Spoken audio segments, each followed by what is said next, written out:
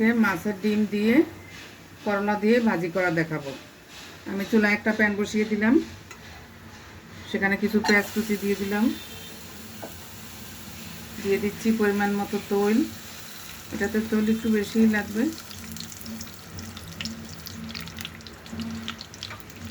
আমি এখন পেঁয়াজটাকে ভেজে নিব।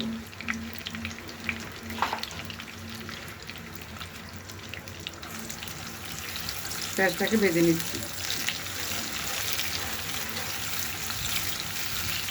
ভাজা হয়ে গিয়েছে, আমি একটু করে পানি দিয়ে দিচ্ছি। দিয়ে দিলাম 1 চামচ লাল মরিচের গুঁড়া, 1/2 চামচ ধনিয়ার গুঁড়া, 1/2 চামচ হলুদের গুঁড়া,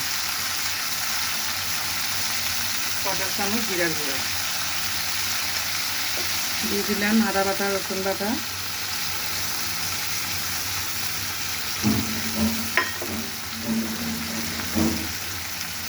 অল্প পরিমাণ লবণ। আমি এখন এটাকে একটু নেড়ে চেড়ে দিচ্ছি।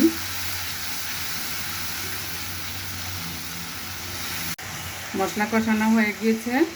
আমি এখানে বোয়াল মাছের ডিম চটকিয়ে ভালোভাবে ধুয়ে ময়লা টলা যা ছিল ওগুলি ফেলে দিয়েছি। এখন আমি শুধু ডিমেটা রসটা এখানে দিয়ে দিই। এটাকে আমি একটু কষিয়ে নিচ্ছি। ডিমটা কষানো হয়ে গিয়েছে, এখন আমি এটার সাথে করলা অ্যাড করে দেব। আপনারা যারা করলা খেতে ভালোবাসেন তাদের কাছে এই রেসিপিটা খুবই পছন্দনীয় হবে। আমি এখন নেড়ে চেড়ে দিচ্ছি।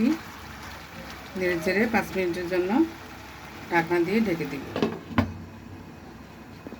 5 মিনিট পর ফিরে এলাম। এখন আমি একটু নেড়ে চেড়ে দেব, আর একটু কাঁচামরিচ পানি দিয়ে দিলাম।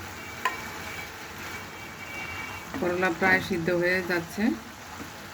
এখন আমি এটাকে একটু ছড়িয়ে ছড়িয়ে ভাজা ভাজা করে নেব।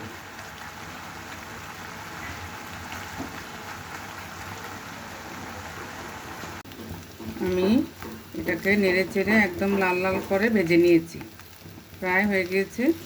এখন আমি বেড়ে দেখাবো।